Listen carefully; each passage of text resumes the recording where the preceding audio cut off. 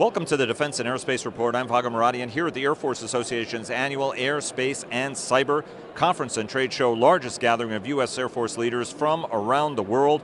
Our coverage here is sponsored by Elbit Systems of America, L3 Technologies, and Leonardo DRS, and we're here at the Sierra Nevada stand to talk to retired United States Air Force Brigadier General Taco Gilbert, who is a Senior Vice President with the company, following a lot of stuff in the C4I sector, but also one of your core and most important programs is the light attack experiment, now the light attack program. Sir, whatever debate there is in the service about the merits of doing this, because I know that there are some who still continue to debate it, Chief of Staff of the Air Force is still very much committed to the program from a partnership, from an interoperability, but also kind of a counterinsurgency warfare program, which is important, and we've heard Mobile Holmes, the Air Combat Command Chief, talk about that as well. So far, the competition has looked like it's going to be the A-29, which you've developed with the good folks at Embraer in Brazil. You've got the Beechcraft, the AT-6 that's in it. We now look like a Paramount Group, and their Bronco 2 looks like they're going to be in it. Talk to us a little bit about the time frame of the program, what the next gates are. You guys were in the earlier experiment. Air Force gathered a lot of data on that and allowed them to decide and to move forward on the program. Give us a sense on what the timeline's going to be. Well, the current timeline that we're facing, we're have the experiment in the summer of 2017 at Holloman Air Force Base. That rolled into a second experiment this year at Holloman, which terminated in August of this year. We are currently reviewing a draft RFP, request for proposal, submitting our feedback to the Air Force. They will submit to us another draft the first week of October. They have promised a final request for proposal the 19th of December, which would then lead to a proposal in March of 2019 and an award sometime in late summer. As you said, the Chief has been adamant that he wants to go forward with this program. The program has several objectives, all of which recommend proceeding at all due pace. First, we're short of fighter pilots, and that shortage is driven by the lack of cockpits. All of our new cockpits in the 4th and 5th generation airplanes, particularly the 5th, are all single seat, so you can't get training hours in those aircraft. They're too expensive to train in. You need a cheaper airplane that does all of those same missions, but does it at a fraction of the cost. Further, we want to invigorate our partner nation capability, and that's done by having an interoperable airframe and capabilities with those countries. All of that, again, recommends that we go forward with this program.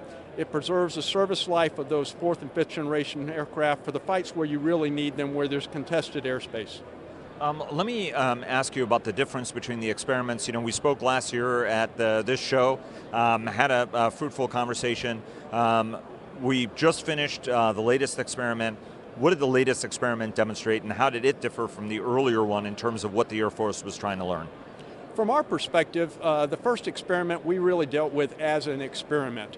We already had an aircraft that was combat proven. In fact, our aircraft has over 360,000 operational hours and over 46,000 combat hours in environments all over the globe.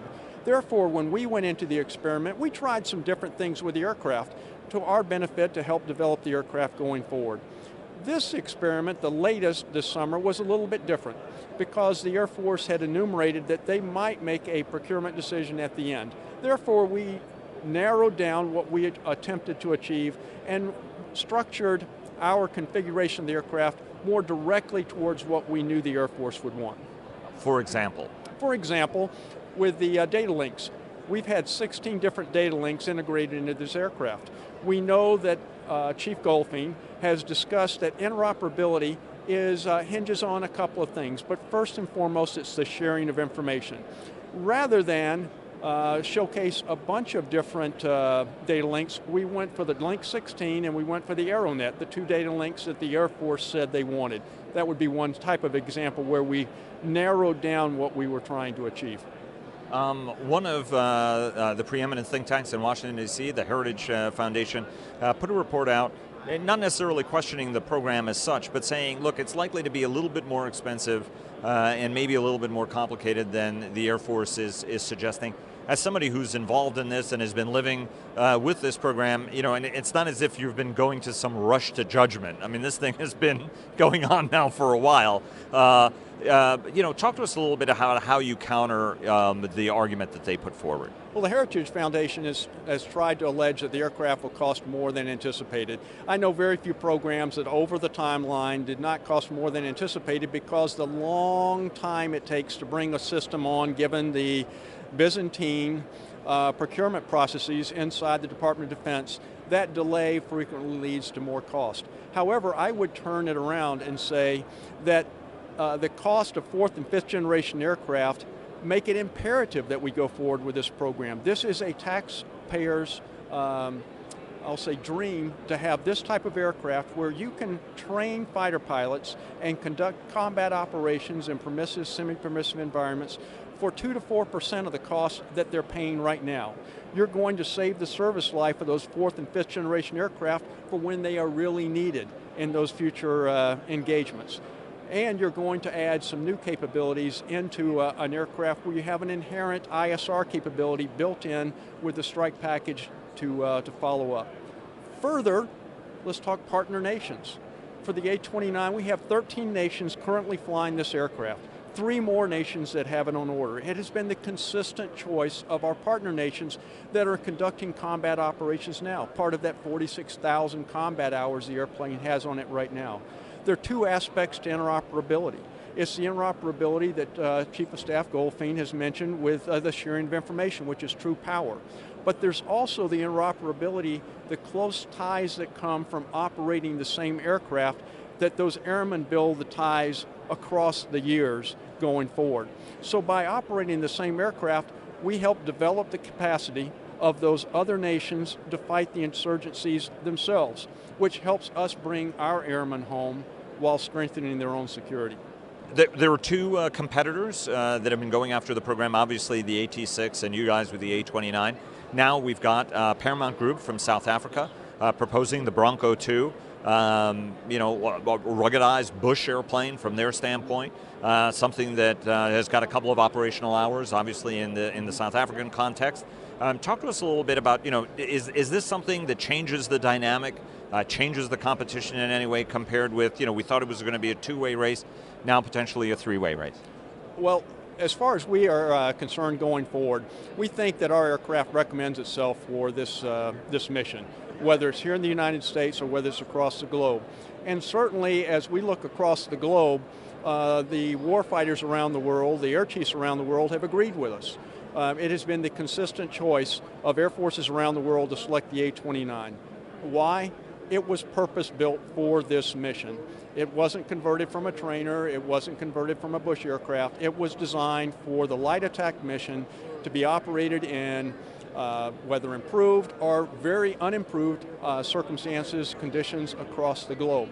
The maintainability that the aircraft has seen, whether it's in the jungles of Southeast Asia or the desert environment of Afghanistan, has been phenomenal. The combat results have been phenomenal. The sustainability, the maintainability has been very, very good. So the combat capability continues to recommend the A-29, and we think it will recommend it in this competition as well. Let me take you to multi-domain battle, something very important for the chief. We were here a week and a half or 2 weeks ago for the DARPA 60th anniversary. Folks were working the connectivity among aircraft to make sure that there's a universal translator that connects everything. Talk to us a little bit about what you guys are doing, how your guys are thinking about the problem as the Air Force looks to create this multi-domain space where information is going to move seamlessly off of platforms, among platforms, and with ground stations. As I've mentioned in a previous question, we've had over 16 different data links incorporated into this aircraft. Many of those in years past, but starting with Operation Imminent Fury, you may recall, was the U.S. Navy effort to address the sole survivor situation. The Navy selected the A-29, incorporated Link 16 and a number of other classified data links. Similarly, we've incorporated AeroNet which is the Chief of Staff's latest effort to have an international commercially based data link that can share information back and forth. The aircraft is very easy to integrate. It's got growth space built into it from the very beginning for new capability, new radio equipment, new data links, etc. But we recognized also from our work with other customers, the US government as well, that all of these systems have a host of information links that come in. And it's hard to get one to talk to another.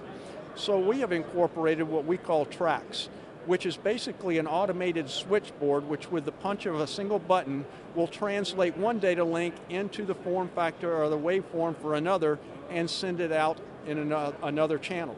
That ease of operation, that seamless translation of data improves the efficiency and effectiveness of all of the warfighters, all of the combatants, all of the decision makers engaged. We think that this aircraft with an open mission system, which we have, with the open translation of data going back and forth, with the ease of upgrade going forward, recommends itself again for that multi-domain battle and for a vibrant life for the decades to come.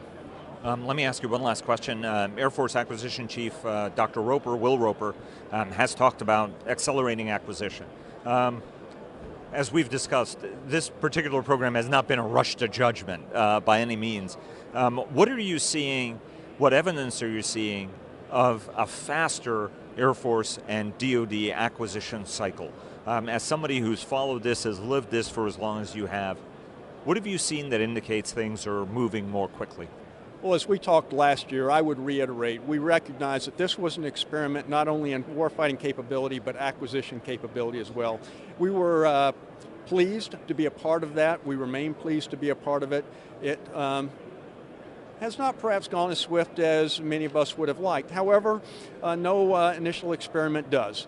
What we have seen is by quickly moving through the requirements process, if you would, going around the JSIDS process, the JROC, we've cut some time off what would be an even longer process.